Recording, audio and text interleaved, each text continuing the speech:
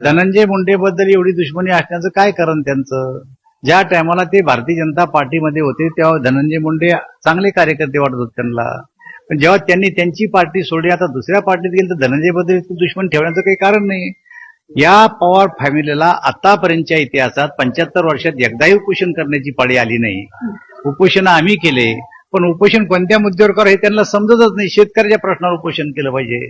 कोण कोण्या पक्षात जातो, कोण मंत्रिमंडळ देतो, कोणला मंत्रिमंडळातून काढलं जातं, याच्यावर आतापर्यंत महाराष्ट्रात उपोषण कधी झालेलं नाही. मला असं वाटतं की त्यांनी जर उपोषण केलं त्या महाराष्ट्राला एक कौतुक वाटेल की हे पण आता उपोषणाची पाळी यांच्यावर आली, आणि मला असं वाटतं ही पाळी त्यांच्यावर अनेक दिवस राहणार.